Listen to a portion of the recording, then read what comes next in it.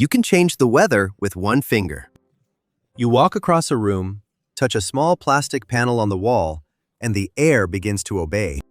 Cold becomes warm. Winter becomes background. Heat moves through vents, pipes, wires, and machines you may never see. You barely think about it. You can sit in a t-shirt while rain scratches the window. You can sleep under a thin blanket while the night outside drops below freezing. For you, warmth is a setting, a number, a quiet agreement between your body and a machine. But for most of human history, there was no thermostat, no central heating, no sealed apartment, no synthetic jacket, no guarantee that a child, an elder, or an injured hunter would survive the night. For most of our story, warmth was not delivered. It had to be made. It had to be guarded. And sometimes, it had to be shared. Now imagine the same human body outside the walls of modern comfort. The light is gone. The ground is hard. Wind moves through snow, stone, and open skin. Smoke hangs low. Hides are stiff with moisture. Fingers ache around stone tools. Breath appears and disappears in the dark. Cold is not just discomfort here. Cold is a thief. It steals heat from the hands first, then from the feet, then from judgment. It makes the body burn through energy just to stay alive. It makes hunger sharper. It turns distance into risk, sleep into vulnerability, and a weak ember into the difference between morning and silence. A modern room hides all of this from you. But your ancestors lived inside it, across seasons, migrations, caves, forests, and tundra edges. So here's the question most people never think to ask. How did ancient humans survive the cold before thermostats? Not by being magically tougher. Not by living in bodies that did not feel what we feel. They felt cold. Their children felt it. Their old people felt it. Their wounded felt it. Their sleeping bodies felt it most dangerously of all. The answer is not just about fire or fur or caves. It changes how we think about comfort, technology, the body, and modern life. Ancient humans survived cold by building layered technologies of warmth. Flame, hide, bone, shelter, fat, stone, memory, and other people. The deeper story is that warmth was never only physical. It was social. It was emotional. It was a way of living organized around one fact. The human body is fragile, expensive to heat, and never meant to face the world alone. Most people imagine ancient humans as brutally tough creatures crouched in caves, wrapped in skins, too busy surviving to think deeply. They had fire. They had fur. They endured. But that picture is too small. Cold survival is not one heroic invention. It is a system. And the system is more intelligent than the myth. Archaeology shows people learning to control heat, preserve it, carry it, build around it, sew around it, and organize care around it. The cold did not only shape tools. It shaped attention, planning, movement, food, clothing, protection, and the trust a group had to hold through the dark. The first great technology of warmth was not a sweater. It was fire. At Wonderwerk Cave in South Africa, researchers reported microscopic evidence of burned bone and ashed plant remains in Acheulean layers about 1 million years old. Because the traces were found deep inside the cave, the interpretation is stronger than a simple surface wildfire explanation. Picture that. A cave mouth darkening at evening. Stone tools nearby. Ash pressed into sediment. Bone altered by heat. Not a roaring fireplace. Something smaller and fragile. Fire warmed the skin. It made food safer and softer. It may have extended the day. It pushed darkness back enough for people to gather, repair tools, and sleep with less fear. But fire also demanded discipline. Wood had to be found. Embers had to be protected. Someone had to know what burned, what smoked, what died too fast, and what could be coaxed back to life. A fire is not a switch. It is a relationship. You feed it. You shelter it. You read it. And in a cold world, losing it could mean more than inconvenience. But heat that touches the air is easily stolen. Wind takes it. Rain takes it. Snow takes it. The next human problem was more intimate. How do you keep heat close to skin? This is where clothing becomes one of the most underestimated technologies in human history. In the Upper Paleolithic, hide needles appear within a wider world of sewing, hide-working, and personal ornament. A Science Advances paper argues that they helped make more effective thermal insulation possible and may mark a shift toward complex dress. Soft materials decay, but tools remain like fingerprints. A needle is a small object, but imagine what it means in winter. It means thread pulled through hide. It means edges joined. It means sleeves, seams, layers, repairs. It means someone understanding where cold enters: wrist, neck, ankle, head, waist.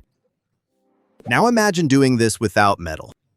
No factory fabric, no zipper, just bone, hide, sinew, stone, patience, and the memory of what failed last winter. Clothing was portable shelter. It held a pocket of warm air around the body. It turned the skin into a protected interior space. That is not primitive. That is engineering with soft materials. Neanderthal evidence makes the picture more textured. At sites in France, researchers identified specialized Neanderthal bone tools called lissoirs, resembling tools still used to smooth and prepare hides. They do not give us a complete wardrobe, but they suggest a sophisticated attention to animal skin as material. Think about that hand movement. Pressing bone against hide. Smoothing. Softening. Turning stiffness into flexibility. Turning the body of an animal into protection for the body of a human. But a person cannot wear everything. A group also needed places where heat could gather. At Mezhyrich in present-day Ukraine, Upper Paleolithic people built remarkable mammoth-bone structures. Recent radiocarbon work places major use around the late glacial period, roughly 18,000 years ago. Details remain debated, but the pattern is striking.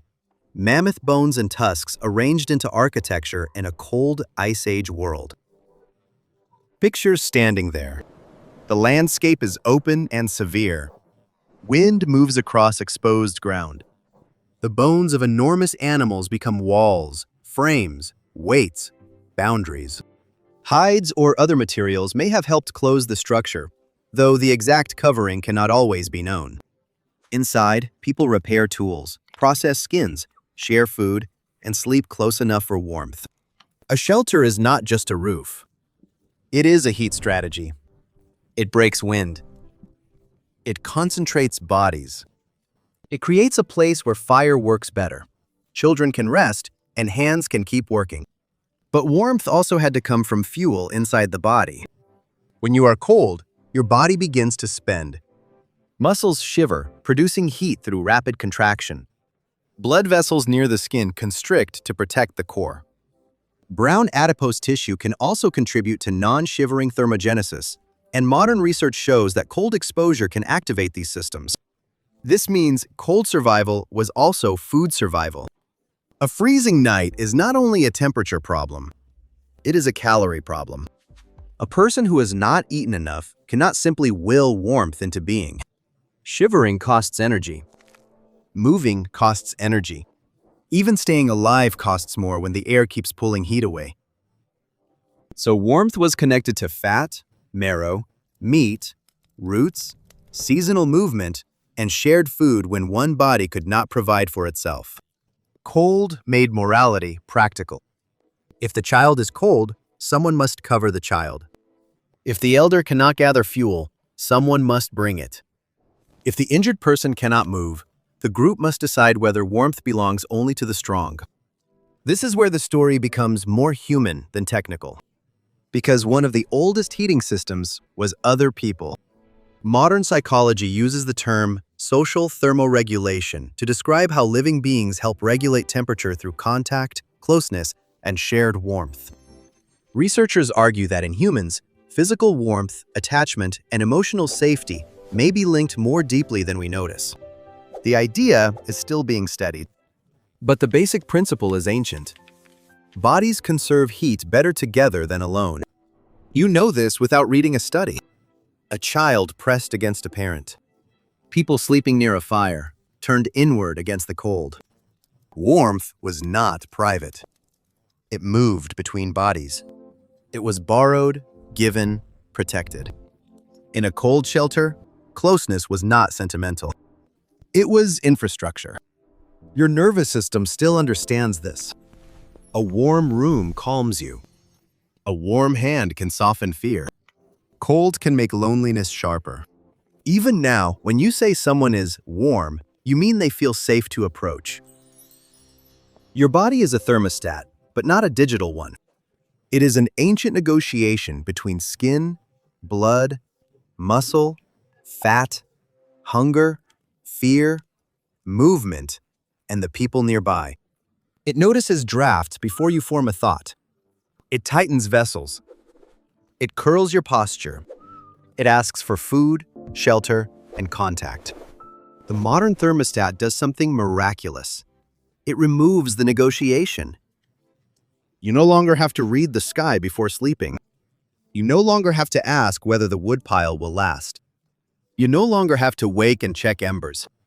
You no longer have to know how to keep a baby warm when the air turns cruel. That is real progress.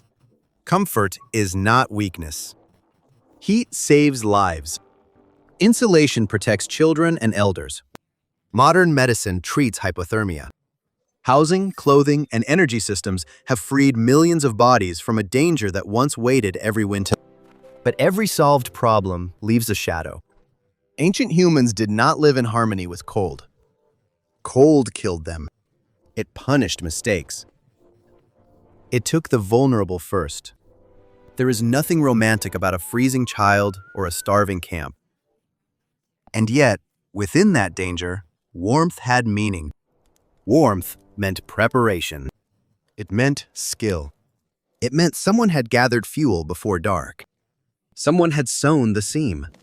Someone had watched the weather. Someone had remembered the shelter site. Someone had shared food. Someone had moved closer. They had less comfort, but more contact. Less control, but more attention. Less insulation, but a clearer sense that survival was not an individual achievement. The real lesson is not that ancient humans were tougher. That is the easy story. The deeper truth is that warmth was distributed across an entire way of life. Their technology was not just fire. It was the memory of fire. Not just clothing. The knowledge of skin, seam, layer, dryness, and repair. Not just shelter. The ability to turn bones, wood, hide, stone, landscape, and group movement into a warmer microworld. Not just metabolism. Food shared before the weakest body failed. Not just closeness. Trust strong enough to sleep beside another person through a dangerous night. The thermostat in your hallway is brilliant, but it concentrates into one device what used to be spread across the whole human world. Craft, vigilance, hunger, cooperation, touch, and care. That is the twist. We did not simply invent warmth. We outsourced it. We moved warmth from hands into walls, from memory into machinery, from shared bodies into silent air. And the body accepted the gift. But it did not forget the older language. Go back to your thermostat. Look at it again. The next time you press the button and feel the room change, remember what it replaced. Dry wood, guarded embers, scraped hide, a needle through skin, mammoth-bone in frozen earth, and the decision to sleep closer because someone was small, old, sick, or afraid. It replaced danger, but it also replaced participation. The modern room is safer, cleaner, kinder in many ways. No one should have to suffer cold just to feel human. But perhaps this is why comfort can sometimes feel strangely empty. The body receives warmth, but not always belonging. The skin is protected, but not always touched. The room is heated, but the old signals may be missing. Your ancestors knew warmth as an event, a task, a responsibility, something made in the open, guarded through the night, and shared because no body could guarantee morning alone. You know warmth as a number glowing on a wall. And maybe that is why the smallest cold still speaks to you. A draft under the door, a winter morning, a hand reaching under a blanket, a sudden need for soup, firelight, wool, closeness, someone in the room. These are not modern weaknesses. They are older than modern life. For most of human history, warmth had to be made by hand.